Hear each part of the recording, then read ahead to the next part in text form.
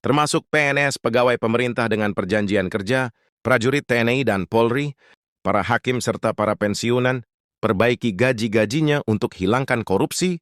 Korupsi kita harus berantas supaya korupsi itu seminimal mungkin dengan ekonomi yang baik, gaji yang baik, pemimpin politik, pemimpin ekonomi, pemimpin intelektual, semuanya harus berpikir, berjuang mengabdi untuk kepentingan rakyat Indonesia semuanya. Entah Presiden Prabowo Subianto tengah merencanakan kenaikan gaji aparatur sipil negara, termasuk guru dosen, tenaga kesehatan, penyuluh serta TNI Polri, bahkan pejabat negara. Kenaikan gaji ini merupakan bagian dari pembaruan Rencana Kerja RKP 2025 yang tertuang dalam Peraturan Presiden Nomor 79/2025 yang berlaku sejak 30 Juni tahun ini. Akankah kenaikan gaji ini memicu kenaikan harga-harga? Lalu Wasmerdem atau Waxtegard Indonesia lainnya yang bekerja di sektor swasta, dan apakah kenaikan gaji ini telah sesuai di tengah pemerintah sedang melakukan penghematan anggaran? Hanya memastikan satu hal yang sangat penting, dana rapel kenaikan gaji pensiunan benar-benar telah dicairkan secara resmi, bukan sekedar rencana, bukan sekadar wacana, bukan pula kabar yang hanya berputar di pesan berantai pemirsa. Menteri Keuangan Purbayudisa Dewa mengungkapkan pihaknya memutuskan menaikkan gaji.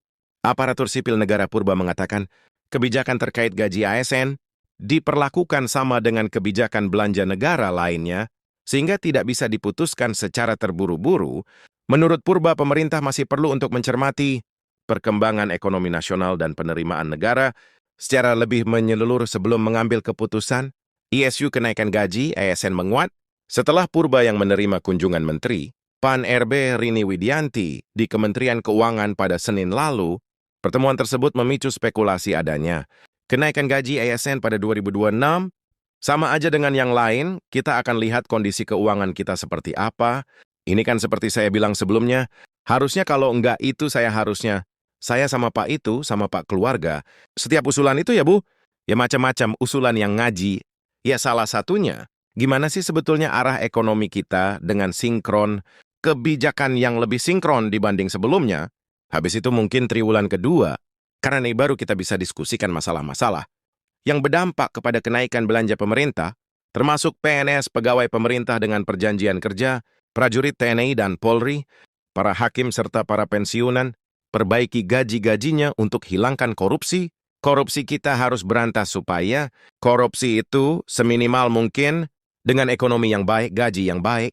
Saat ini skema pensiun PNS adalah PSU Go, di mana perhitungan skema ini adalah dana pensiun dari hasil iuran PNS sebesar 4,75% dari gaji yang dihimpun PT, Taspen ditambah dari dana APBN. Nah, nantinya dengan skema ini disebut dengan iuran pasti atau fully funded, di mana uang pensiunan yang diterima PNS akan lebih besar karena iuran yang dikenakan adalah presentasi dari take home pay atau THP yang jumlahnya lebih besar, dilakukan oleh Badan Urusan Kepegawaian.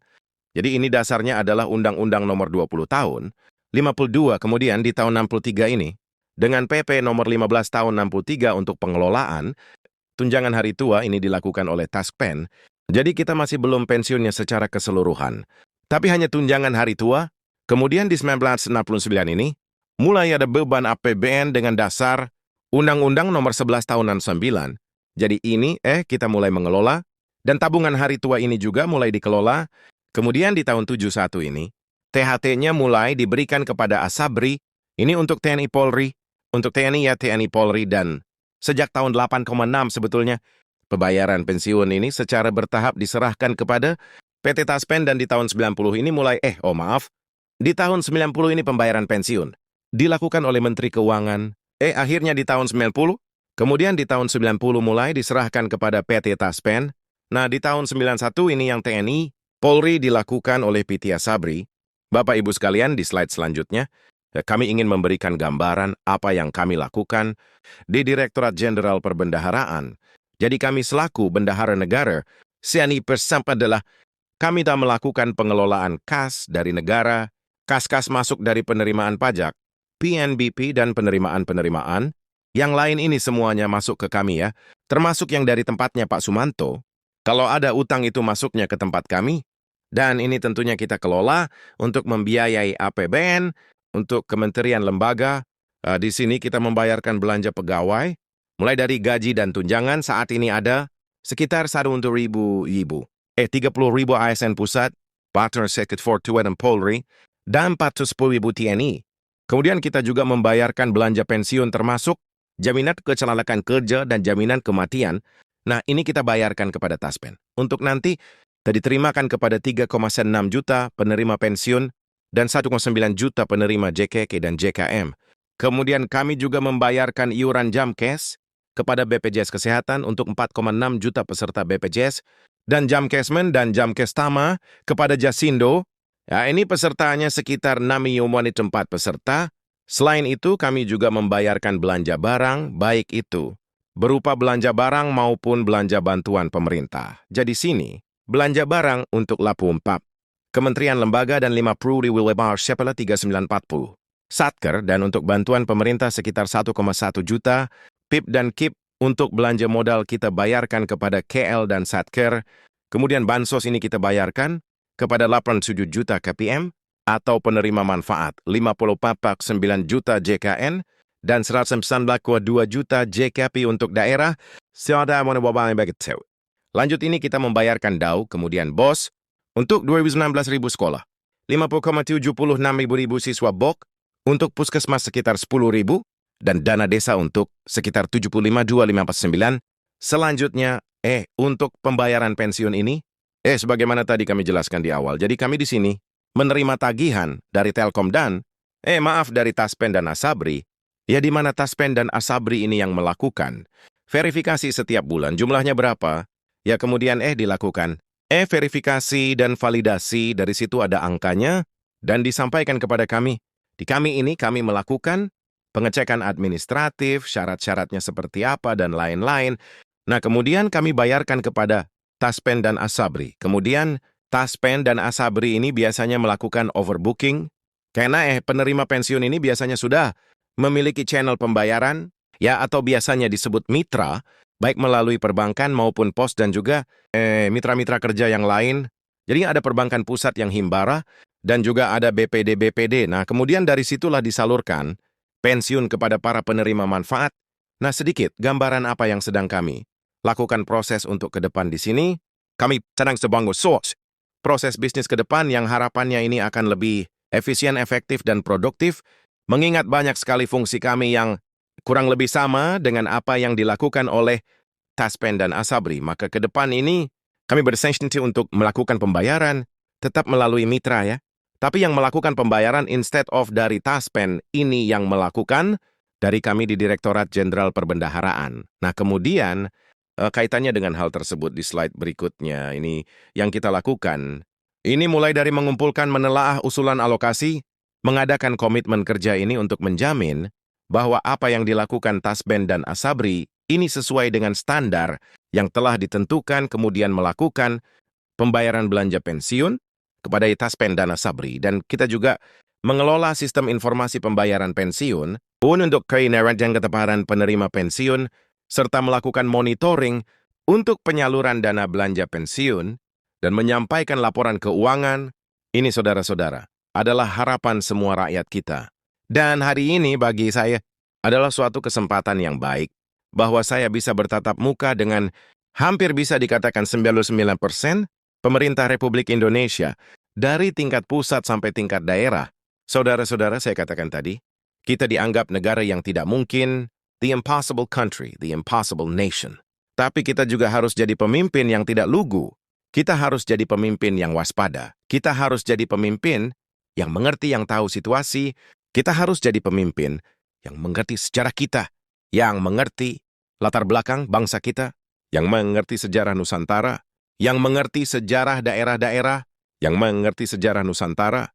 Dari Sabang sampai Merauke kita harus paham bahwa ratusan tahun kita ini diintervensi, diganggu, bahkan dijajah.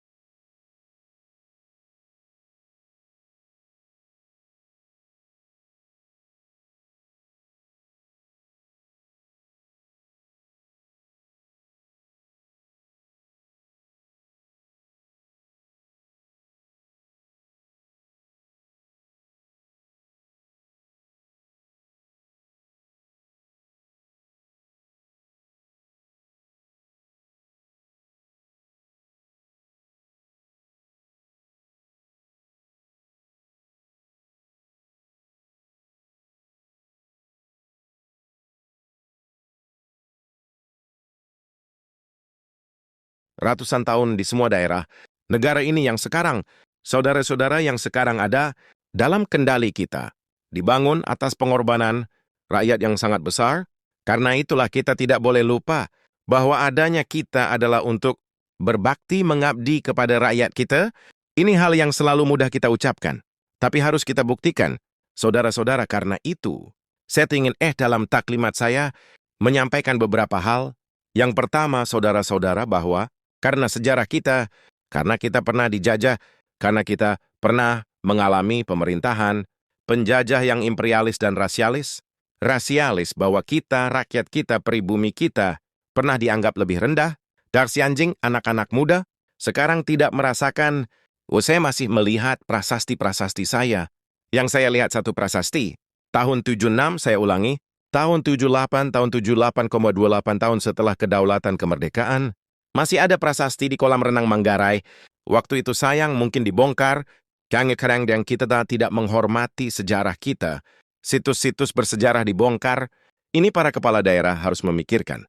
Saya mau tanya di mana stasiun RRI yang digunakan oleh Bung Tomo waktu pertempuran 10 November, apakah masih ada? Di mana situs-situs Majapahit? Iya, saya dengar ada beberapa yang sudah jadi pabrik. Saudara-saudara, jadi saudara-saudara, dengan masalah itu, saya ingin juga mengatakan bahwa kita sampai di sini hari ini melalui perjuangan yang lama dan melalui kepemimpinan presiden-presiden dan pemerintahan-pemerintahan yang terlebih dahulu presiden dengan pemerintahan, dengan para gubernur, para bupati yang terdahulu semuanya telah menyumbang, semuanya telah berkontribusi terhadap kehadiran kita hari ini. Ini saya tidak mengatakan ini sebagai suatu kata-kata indah.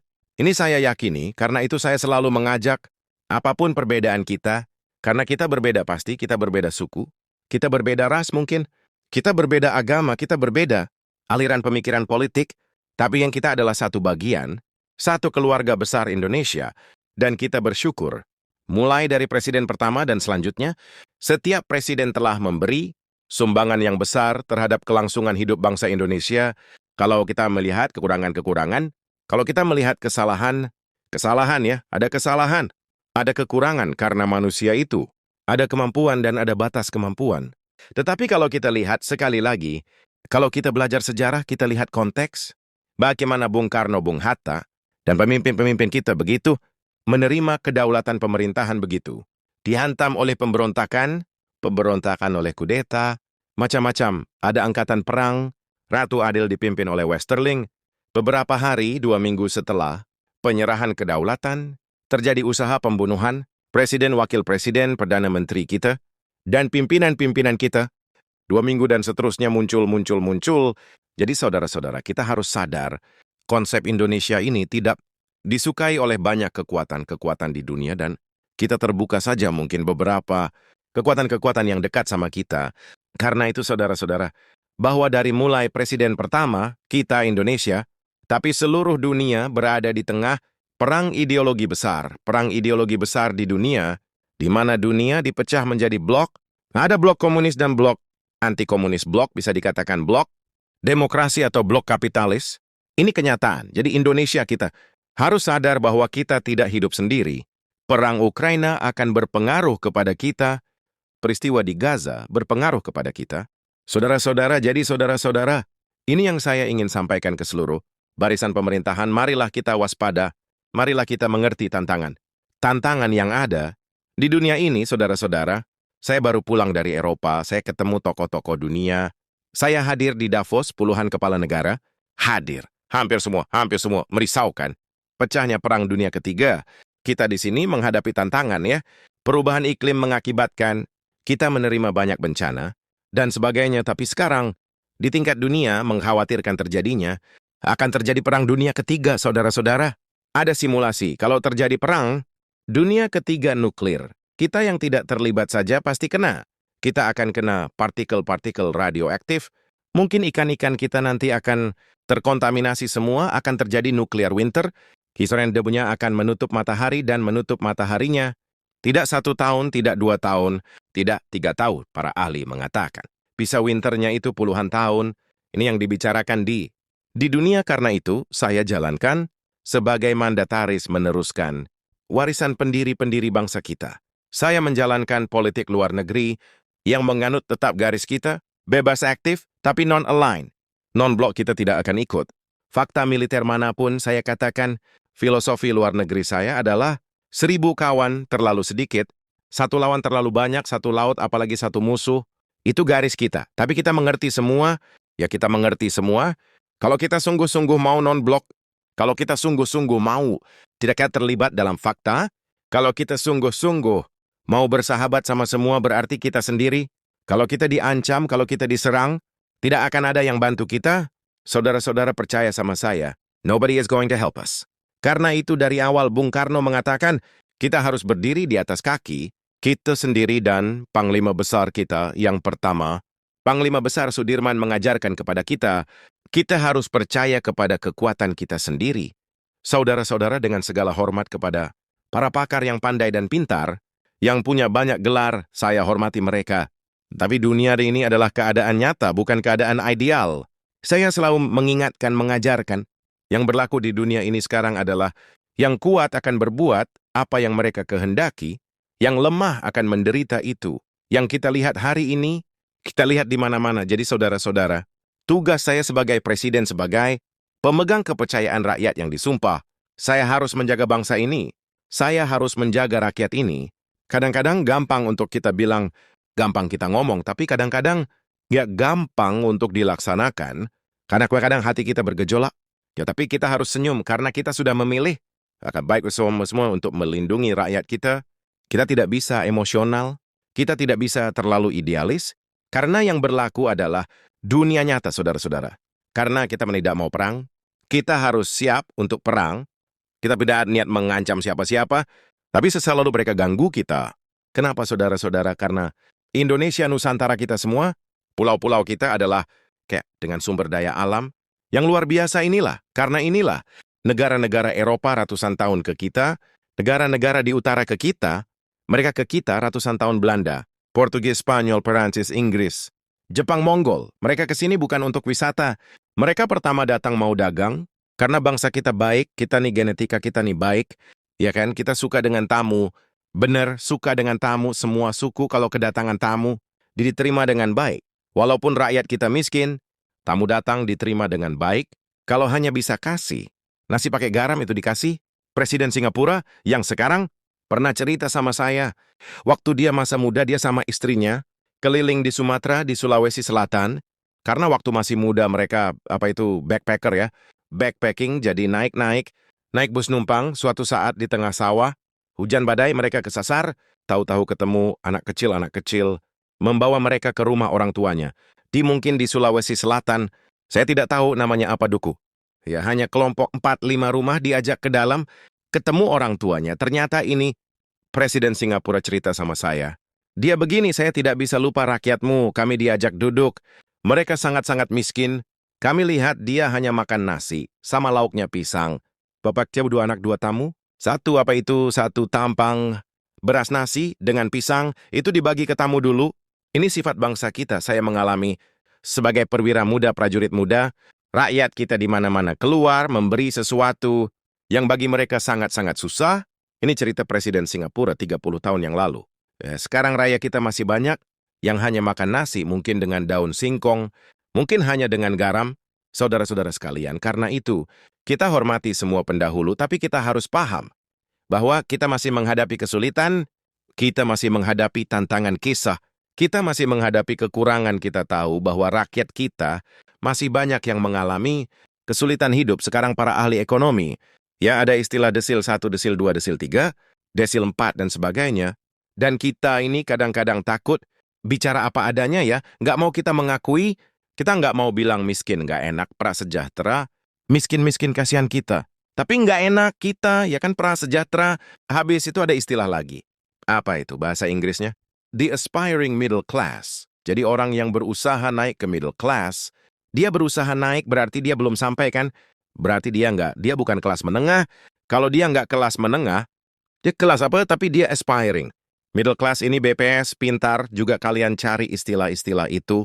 Tapi saya mengerti, saudara tidak mau turunkan moral bangsa Indonesia. Habis itu di aspiring middle class, Habis itu ada yang rentan miskin, gimana rentan miskin, gimana? Iya kan? Rentan miskin habis itu, miskin baru, sangat miskin. Saudara-saudara, kita harus berjuang bersama-sama, semua unsur, semua tingkatan, semua latar belakang, semua partai manapun kita harus bersatu, kita harus berjuang menghilangkan kemiskinan dari bumi Indonesia.